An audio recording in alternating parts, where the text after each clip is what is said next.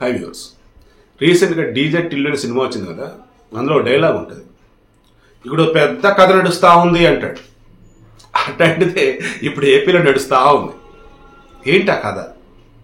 నిన్నటి వరకు జగన్మోహన్ రెడ్డి మా ప్రాణం, జగన్మోహన్ రెడ్డి అసలు ఏం చెప్తే అది చేస్తాం, జీవితాంతం జగన్తోనే నా ప్రయాణం, జగన్ గెలుపు కోసం ఏది చెడ్డగా వెనుకాడడం, ఇటువంటి డైలాగులు కొట్టిన వాళ్ళు ఈరోజు నెమ్మదిగా బయటకు వస్తూ వైసీపీ నుంచి జగన్ గురించి కొన్ని విషయాలు బయట పెడతా ఉన్నారు. అందులో ఫస్ట్ మనం ఇవ్వాల్సింది మన షర్మిల గారికి ఇవ్వాలి. ఫస్ట్ ఇవ్వాల్సింది చెప్పేసి ఫస్ట్ ప్లేస్. జగనన్న వదిలిన బాణం అన్నారు, రాజన్న బిడ్డను అన్నారు, ఆంధ్రప్రదేశ్ని అభివృద్ధి పదంలో ముందుకు తీసుకెళ్తా ఉన్నారు. ప్రచారం చేస్తూ బాయ్ బాయ్ బాబు, బాయ్ బాయ్ బాబు అంటూ అసలు రేంజ్లో దూసుకెళ్ళిపోయారు ఆమె. చివరికి ఏమైంది?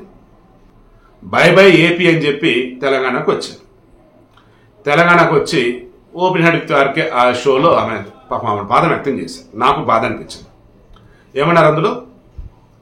నా కుటుంబం అన్నాక ఇబ్బందులు ఉండవు అన్న, ఎక్కడైనా కానీ ఉంటాయన్న, కానీ నాకు సంబంధం లేదన్నట్టుగా చవటం వింటానని చెప్పేసి పాపం అని బాధ చెప్పింది. అంటే ఆమె ఓపెన్గా చెప్పలా, బట్ ఇండైరెక్ట్గా ఏంటంటే తనని జగన్ గెలుపు కోసం వాడుకొని ఆ తర్వాత ఇక పక్కన పెట్టారు అన్న విషయంలో ఆమె చెప్పాల్సింది ఇండైరెక్ట్ చెప్పేసింది. ఇక ఇప్పుడు ఈడకు వచ్చినప్పుడు సరే పక్క రాష్ట్రంకి వచ్చా పార్టీ అనుకున్నా, మరి ఇక్కడైనా కానీ సపోర్ట్ అన్న వేళ ఒక మాట అనాలి కదా. మేము ఏపీ చూసుకుంటున్నాం, ఏపీకి మేము పరిమితం అవుతాం, తెలంగాణలో మా పార్టీ లేదన్నప్పుడు రాజన్న బిడ్డగా ఆమె వచ్చింది, మరి ఆమెకు సపోర్ట్ ఇవ్వండి ఒక మాట చెప్తే ఏమైంది అన్నట్టుగా హింట్ ఇచ్చింది. సజ్జల గారు అయితే ఆమెకి మాకు సంబంధం లేదు అన్నారు. ఎలా? రాజకీయంగా కుటుంబపరంగా ఉంటాయి అన్నారు. కుటుంబపరంగా ఎలా ఉన్నాయంటే మనం చూస్తూనే ఉన్నాం కదా. ఆమె తెలంగాణ వచ్చి వైఎస్ఆర్టీపీ పార్టీ పెట్టిన తర్వాత జగన్మోహన్ రెడ్డి విషయాలు వచ్చినప్పుడు కానీ, సజ్జల అన్నప్పుడు కానీ ముందు అక్కడ చూసుకోమంటే నా గురించి కదా అన్న మాటలు మనం వినున్నాం. అండ్ జగన్మోహన్ రెడ్డి ఆమె ఫేస్ టు ఫేస్ నాకు తెలిసి 1-2 సభల్లో ఉన్నట్టుగా ఉన్నారు, బట్ ఎడమొహం పెడమొహం అన్నట్టుగానే ఉన్నారు. ఆ రాష్ట్రం గురించి మనకెందుకు అన్నటువంటి విజయమ్మ ఆమె సైతం మొన్న జగన్మోహన్ రెడ్డి గారికి సంబంధించి జన్మదిన వేడుకల్లో కనిపించారు. బట్ ఏదో ఆర్టిఫిషియల్గా ఒక ముద్దు పెడుతున్నట్టుగా, ఆయనకు ముద్దు పెట్టినట్టుగా చూస్తున్నాడు, అందరూ కనిపించింది. బట్ ఆమె వచ్చేసి మొత్తం కూడా కూతురు దగ్గర ఉంటూ ఉన్నారు. ఇవన్నీ గమనిస్తున్న వాళ్ళకి ఏమర్థమవుతుంది? ఆనాడు జగన్మోహన్ రెడ్డి గెలుపు కోసం ఎవరైతే అహర్నిశలు కష్టించి బయట ప్రచారం చేశారు, ఈరోజు నమ్మదిగా దూరం అయిపోతూ ఉన్నారు. బట్ ఏదో ఒక రోజు తిరిగి మరలా వాళ్ళే జగన్ పదవి నుంచి దించడానికి కానీ, జగన్ని రాజకీయంగా పతనం వంచుకు చేరటం కానీ వీళ్ళే కారణమవుతారని చెప్పేసి కొంతమంది అనుకున్నారు. మనం కూడా అలా డిస్కస్ చేశాం. ఇప్పుడు ఆ లిస్టులో ఆల రామకృష్ణారెడ్డి వచ్చాడు. ఏ రకంగా? బూమరాంగ్. ఆస్ట్రేలియాలో అక్కడ ఉన్నటువంటి ఒక జాతి వాళ్ళు ఈ బూమరాంగ్ అనేది వాడతారు. బూమరాంగ్ అని ఇంగ్లీష్లో అంటారు, బూమరాంగ్ అని తెలుగులో వాడతారు. ఇదేంటిది? ఒక రకమైనటువంటి వెపన్ లాంటిది, ఆయుధం. ఇట్లా ఇసిరేస్తే వెళ్ళి తిరిగి మళ్ళీ మన చేతికి వచ్చింది. ఇప్పుడు ఈ జగన్మోహన్ రెడ్డికి సంబంధించి ఎవరైతే ఆయనతో ఉండి ఒకనాడు ఆయన గెలుపుకి సాయపడ్డారో, నిన్నటి వరకు కూడా ఆయన పార్టీలోని ఎమ్మెల్యేగా ఉన్నటువంటి ఒక వ్యక్తి ఈరోజు బయటకు వచ్చి నేను షర్మిలతో నడుస్తా అని చెప్పేసి అన్నాడు. అంటే ఏమన్నట్టు? అండ్ షర్మిల కూడా త్వరలో ఆంధ్రప్రదేశ్ పీసీసీ పగ్గాలు తీసుకోవాలి చెప్పేసి కాంగ్రెస్ పగ్గాలు ఆమె తీసుకుంటారు అని వార్తలు వస్తున్న నేపథ్యంలో, అఫీషియల్గా హెడ్లైన్స్ వేస్తున్న నేపథ్యంలో ఇది ఎలా తీసుకోవాలి? రాజశేఖర్ రెడ్డి అంటే కాంగ్రెస్ వ్యక్తి, వైఎస్ఆర్సీపీ కాదు ఆయన.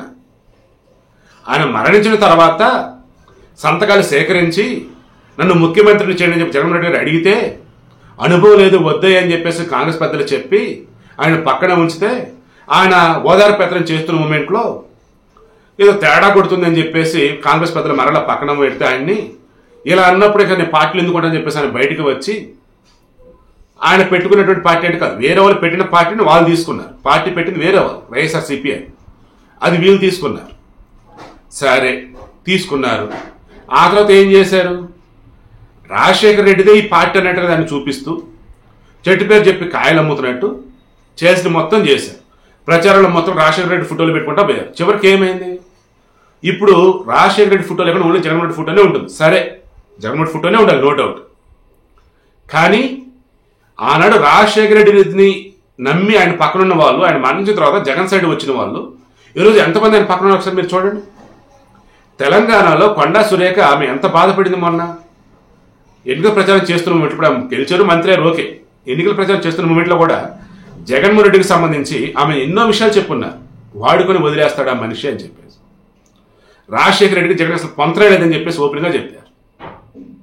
అండ్ ఇండైరెక్ట్గా అన్నారు, ఎవరైతే ఆయన నమ్మి ఈరోజు ఇబ్బందులు పడుతూ బాధపడుతున్నారో వాళ్ళే జగన్ ఓడిస్తారని చెప్పేసి ఇండైరెక్ట్గా కూడా ఆమె చెప్పిన సందర్భం ఉంది. అండ్ ఏపీలో జగన్మోహన్ రెడ్డి ఓటమికి కాంగ్రెస్ వాళ్ళు ఇక్కడ ఉన్న తెలంగాణ కాంగ్రెస్ సాయం చేయాలని కూడా చెప్పేసామన్నారు. ఇలా చూసుకుంటున్న మూమెంట్లో ప్రస్తుతం కనుక పరిశీలిస్తే తెలంగాణలో వైఎస్ఆర్ టీపీ అనేది ఆల్మోస్ట్ ఇక అది లేనట్టే. ఎందుకంటే ఎన్నికల ఉన్న పోటీ చేయాల, రాజన్న బిడ్డ పాలేరు బిడ్డ అన్నారు, పోటీ చేస్తున్నా అన్నారు. కానీ ఆ తర్వాత ఏమైంది, విత్డ్రా చేసుకున్నారు, అసలు నామినేషన్ వేయలేదు. సో మేము పోటీ చేయట్లా, కాంగ్రెస్ గెలవాలి, దొర ఓడిపోవాలన్నారు. నేను కనుక పోటీ చేస్తే పొంగులెట్టి ఓడిపోతారు, అందుకే నేను పోటీ చేయట్లా, పొంగులెట్టి గెలవాలన్నారు. ఈ పొంగులెట్టి ఒకనొక సందర్భంలో మాకు సపోర్ట్గా ఉన్నాడని చెప్పేసి అన్నారు. ఎస్, వైఎస్ఆర్సీపీ తరఫున ఖమ్మం ఎంపీగా గెలిచారు ఒకనాడు. ఆ తర్వాత వెళ్ళి టీఆర్ఎస్లో కలిశారు. బట్ ఆ టీఆర్ఎస్ వీళ్ళకి ఏం చేశాడో మనం మొత్తం చూసిందే. సో ఆ షర్మిల ఏమన్నారు, చివరికి కాంగ్రెస్ సపోర్ట్ అన్నారు ఓపెన్గా. రేవంత్ రెడ్డి ఆమెను కాంగ్రెస్లోకి తెలంగాణ కాంగ్రెస్ తీసుకోవడానికి ఇష్టపడినట్లేడు. దాంతో రేవంత్ రెడ్డి కొంచెం నెగిటివ్గా మాట్లాడారు. బట్ కాంగ్రెస్ సపోర్ట్ చేస్తూ మాట్లాడుతూనే ఉన్నారు.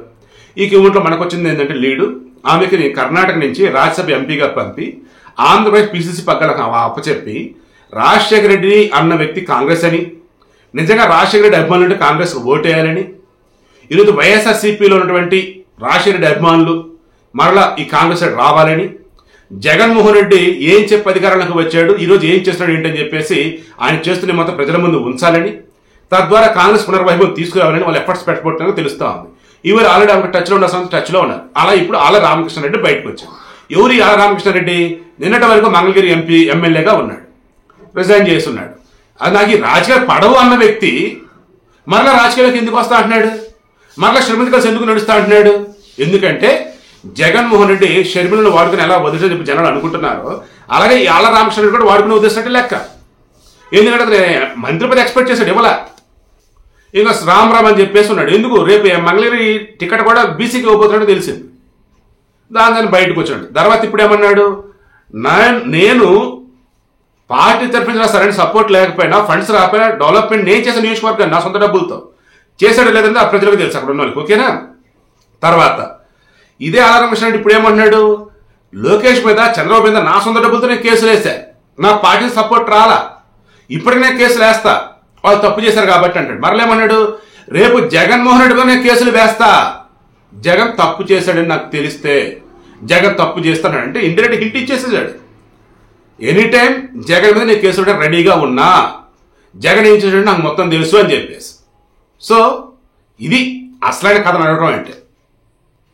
అన్నా చెల్లి ఎవరి వైపు నిజమైన వైఎస్ఆర్ అభిమానులు ఉంటారని త్వరలో తేలబోతా ఉంది. అండ్ జగన్మోహన్ రెడ్డిని నమ్ముకొని ఇన్నాళ్ళు వైసీపీలో ఉండి నట్టెట మునిగిన వాళ్ళు లేదన్నప్పుడు లాపాడిన వాళ్ళు బయటకు వచ్చి షర్మిల సైడ్ కనుక కాంగ్రెస్ సైడ్ కనుక నడిస్తే ఎంతవరకు ఏపీలో రాజకీయం రసవత్రంగా మారబోతుందని మనకు తెలిసింది. అండ్ పార్టీకి సంబంధించి వ్యతిరేక ఓటు కనుక చీలి అది టీడీపీ వైపు పడితే గెలిచే అవకాశాలు అంటే వాళ్ళు గవర్నమెంట్ ఫామ్ చేస్తారు. ఒకవేళ టీడీపీ సైడ్ పడకుండా ఇటు షర్మిల పెట్టి కాంగ్రెస్ సైడ్ పడినా సరే టీడీపీకి లాభం చేకూరింది, ఎందుకంటే ఫిక్స్డ్ ఓటు అటు ఉంటుంది కాబట్టి. బట్ అంతిమంగా ఓటు చీలకుండా ఇంకా న్యూట్రల్గా ఉన్న వాళ్ళు, టీడీపీకి ఓటు వేద్దాం అనుకున్న వాళ్ళు, జనసేనకు ఓటు వేద్దాం అనుకున్న షర్మిల కనుక ఓటు వేస్తే, ఒకవేళ షర్మిల ఏపీ కాంగ్రెస్ పక్కన చేపడితే అటు కనుక ఓటు వేస్తే అప్పుడు జగన్కి లాభం చేకూరింది. ఎగైనా మరలా అప్పుడు జగన్ గెలుపు కోసం సహాయపడేట్టు అయిపోయింది. సో కన్ఫ్యూజన్ ఏమదు, క్లారిటీతో ఉన్నాడు జనాలు. ఎవరినైతే గెలిపిద్దని మీరు అనుకున్నారు, ఏపీకి ఎవరు ముఖ్యమంత్రిగా వస్తే ఏపీ బాగుపడుతుందని మీరు అనుకుంటున్నారు, వారికి ఓటేయండి. సెంటిమెంట్లు ఇవన్నీ వర్కౌట్ అయ్యేవి కావు, దయచేసి అది గుర్తుంచుకోండి.